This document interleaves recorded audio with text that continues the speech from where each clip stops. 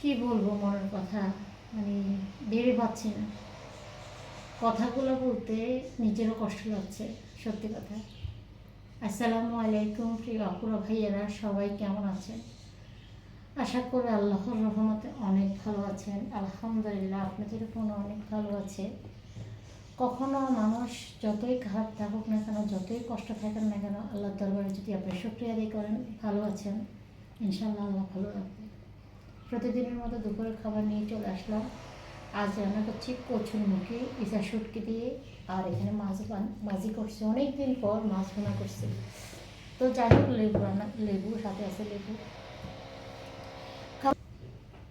খাবারের সাথে সাথে আপনাদের কথাগুলো শেয়ার করছি। চারিদিকে অনেক আওয়াজ, তার মধ্যে ভিডিও বানাচ্ছি।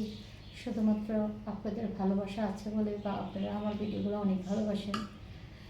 কিছু ফেসবুকে অনেক ভালোবাসার মানুষ আছে যারা আমাকে সবসময় ভালোবাসা দিয়ে যায়, আলহামদুলিল্লাহ। তো যাই হোক, যেটা বললাম, পৃথিবীতে প্রত্যেকটা মেয়ে এবং ছেলে ছোটোবেলা থেকে বাবার বাড়ির কী জিনিস বা বাবার বাড়ির শৈশবকালগুলো কখনো কেউ বলতে পারে না। মেয়েদের জীবনটা হয় শ্বশুর বাড়িতে, এবং মেয়েরা সবসময় নিয়মিত শ্বশুর বাড়িতে থাকে, এবং শ্বশুর বাড়িতে ভালোই থাকে, বা ভালো থাকুক বা কষ্ট থাকুক, শ্বশুর বাড়িতে থাকবে। ছেলেদের জীবনটা হয় বাবার বাড়িতে জীবনটা কাটে। যদি সেই ছেলে যদি বাবার বাড়িতে জীবন না কাটে, সারাটা জীবন যদি ভাড়া ঘরে কাটে, জীবনের অর্ধেক সময় যদি ভাড়া ঘরে নিয়ে যায়, বয়সটা জায়গা, তাহলে নিজের বাবার বাড়ি আছে বলতে সেটা কী পেল? যদি বাবার বাড়ি না থাকে, সেক্ষেত্রে আলাদা কথা, যে আমার বাবার বাড়ি নাই, আমি কোথায় যাব। যদি আপনার বাবার বাড়ি থাকা সত্ত্বেই আপনার বাবার সব কিছু আছে, আপনার বাবার সবাই সব কিছু খেতে এসে সবাই সব কিছু, তারাও নিজেরাও ভালো আছে, বাবা মাও ভালো আছে, দেখা যায় একটা সময় একটা সন্তানের বেলায় শত কষ্ট। সন্তান একটাকে, বিশেষ করে স্পেশালি বড় ছেলেটাকে কষ্ট দেয়। প্রত্যেকটা ফ্যামিলির মধ্যে আমি দেখি, বড় ছেলে যদি হাজারো ভালো হয়, কখনো ভালো বলে না। বড় ছেলের বউ যদি হাজারো ভালো হয়, তবু বলবে না ভালো। বড় ছেলের ছেলে মেয়েগুলোকেও কখনো ভালো বলে না। ওদের একটু কথা পাইলেই শুরু হবে যে ওরা খারাপ।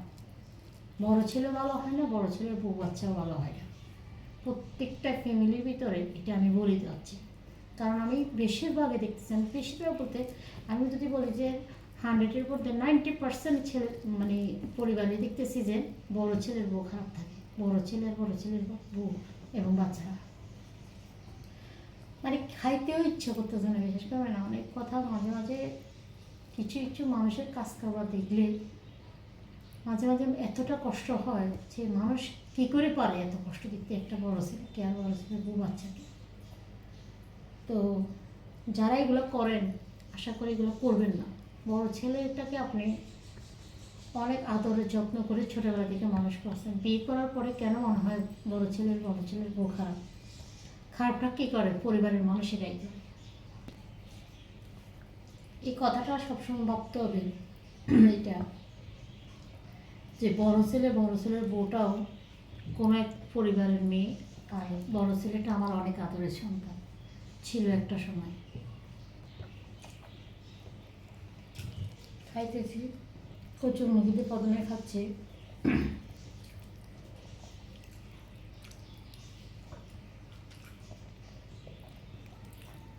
অনেকদিন পর মাছ ভুনলাম, সে মাছ ভুনা দিয়ে খাচ্ছি আজকে।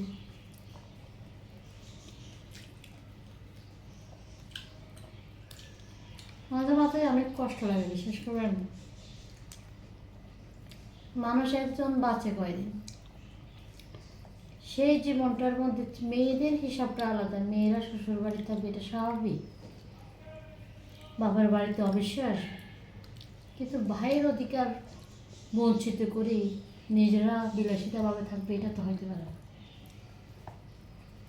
এখন যদি অনেক পরিবারে, এরকম শত শত পরিবারে বড় ছেলেকে ধ্বংস করে ফেলেছে, কিন্তু এটা যদি সমাজকে জানাতে যায়, এটা যদি পরিবারের আত্মীয় স্বজন কাউকে জানাতে যায়, নিজেরা ভিতরে কিছু করে তখনই বলে যে আমার মান সম্মান চলে যাচ্ছে। মান সম্মানের কথা ভাবি মানুষ অনেক সহ্য করে, দিন শেষে অনেক মারাত্মক কিছু করে ফেলে, তখনই বলে যে ছেলেটা খারাপ। খারাপ বললে আর কিছু করার নেই। মানুষ দেওয়ালে ফিট থেকে গেলে তখনই মনের মানে একটা কিছু একটা পদক্ষেপ নেই যে কোনো সময়। যাই হোক, আমার কথাগুলো কেমন হয়েছে অবশ্যই কমেন্টের মধ্যে জানাবেন। সবাই ভালো থাকবেন, লাইক কমেন্ট ফলো দিয়ে পাশে থাকবেন।